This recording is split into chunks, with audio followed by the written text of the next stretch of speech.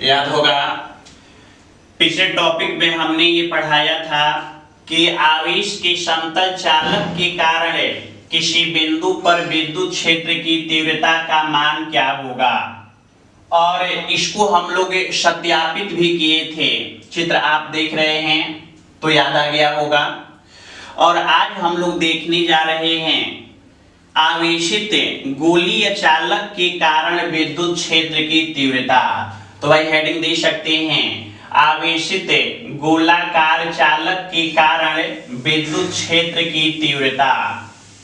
Intensity of electric field due to charge conducting sphere. तो भाई इसके कारण भी तीन स्थिति में विद्युत क्षेत्र निकालना होता है। पहला पृष्ठ के बाहर, दूसरा पृष्ठ के अंदर और तीसरा पृष्ठ पर। तो सबसे पहले हम लोग देखने जा रहे हैं गोलाकार चालक के पृष्ठ के बाहर विद्युत क्षेत्र।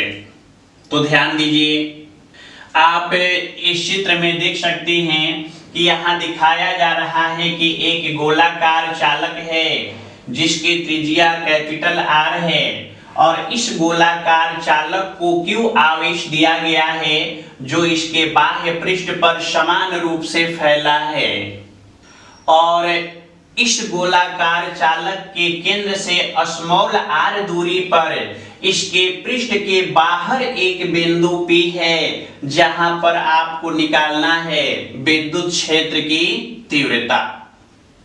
भाई हमने कहा कि consider a charge conducting sphere having radius r and suppose q amount of charge is given to this conducting sphere which is distributed on the outer surface of the sphere as shown in the given diagram, and you have to find the electric field at point P which is situated at distance r from the center of the sphere outside its surface, जो आप लोग देख रहे हैं।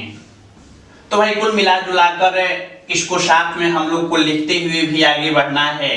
तो लिख सकते हैं कि माना एक आवेशित गोलाकार चालक है जिसकी त्रिज्या R है, इसको Q आवेश दिया गया है जो इसके बाह्य पृष्ठ पर समान रूप से फैला है। इस गोलाकार चालक के केंद्र से स्मॉल r दूरी पर इसके पृष्ठ के बाहर एक बिंदु P है जहां पर विद्युत क्षेत्र का मान निकालना है। तो भाई विद्युत क्षेत्र का मान निकालने कैसे, तो अब तो आपको धीरे धीरे अनुभव हो रहा होगा कि जिस बिंदु पर विद्युत क्षेत्र का मान निकालना होता है वहां से होते हुए एक गोलाकार पृष्ठ का निर्माण करते हैं जिसे गॉसियन पृष्ठ कहते हैं। तो यहाँ पर भी आप लोग देख सकते हैं कि बिंदु P से होते हुए एक गोलाकार पृष्ठ का निर्माण किए हैं जिसको नाम दिया जाएगा गॉसियन पृष्ठ। और इस पृष्ठ से संबद्ध विद्युत फ्लक्स का मान निकालना है। तो नीचे आप लोग लिख सकते हैं कि विद्युत क्षेत्र का मान निकालने के लिए बिंदु P से होते हुए एक सकेंद्रीय गोलाकार पृष्ठ का निर्माण करते हैं।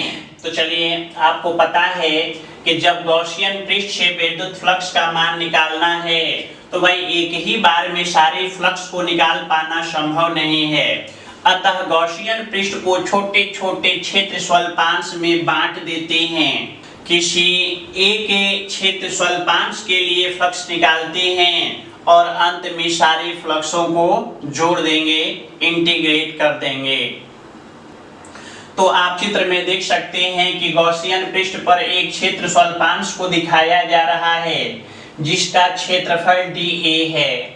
यहाँ पर विद्युत क्षेत्र की तीव्रता E है। तो कुल मिला जुलाकर इसको नोट करते हुए आगे बढ़ेंगे। तो नीचे लिख सकते हैं कि गॉसियन पृष्ठ पर एक क्षेत्र स्वल्पांश की कल्पना करते हैं जिसका क्षेत्रफल dA है।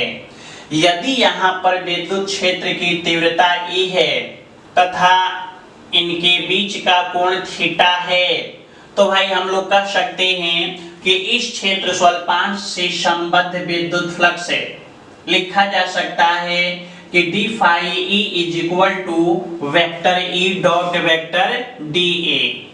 और अब तो आप जानते हैं इसको हम लोग लिख सकते हैं कि d phi E is equal to E d A cos theta.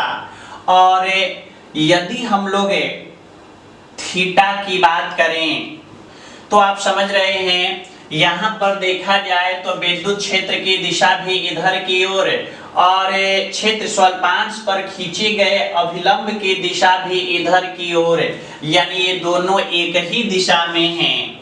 और आप जानते हैं कि यदि दो सदिश एक ही दिशा में हैं तो उनके बीच का कोण 0 डिग्री, यानी हम लोग लिख सकते हैं कि चूंकि विद्युत क्षेत्र तथा क्षेत्र स्वल्पांश पर खींचे गए अभिलंब दोनों एक ही दिशा में हैं, अतः इनके बीच का कोण theta is equal to 0 degree.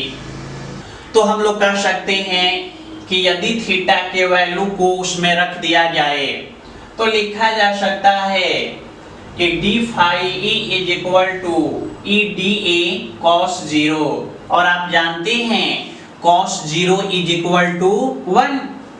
तो भाई हम लोग लिख सकते हैं कि d phi E is equal to E d A into 1, और जब 1 से मल्टीप्लाई कर देंगे तो हम लोग लिख सकते हैं कि d phi E is equal to E into d A. चलिए, तो क्षेत्र स्वल्पांश से तो विद्युत फ्लक्स का मान हम लोग निकाल चुके हैं, लेकिन हम लोग को तो पूरी गॉसियन पृष्ठ से संबद्ध विद्युत फ्लक्स का मान निकालना है। तो भाई आपको पता है कि अब सारे फ्लक्सों को इंटीग्रेट कर देंगे, यानी हम लोग कह सकते हैं कि पूरी गॉसियन पृष्ठ से संबद्ध विद्युत flux phi E is equal to integration of d phi E, और मान लेते हैं इक्वेशन सेकेंड। तो भाई डी फाई ई का वैल्यू तो हम लोग निकाल ही चुके हैं, तो कह सकते हैं कि डी फाई ई का मान समीकरण 2 में रखने पर, और यदि इक्वेशन सेकेंड में वैल्यू को लिख दिया जाए तो लिख सकते हैं कि phi E is equal to integration of E d A. और आप समझ रहे हैं कि यहाँ ई नियत है तो बाहर निकलेगा, यानी phi E is equal to E integration of d A. और यदि क्षेत्र स्वल्पांशों को जोड़ा जाए तो पूरे गोले का क्षेत्रफल, और आप जानते हैं कि गोले का क्षेत्रफल होता है 4 पाई आर स्क्वायर।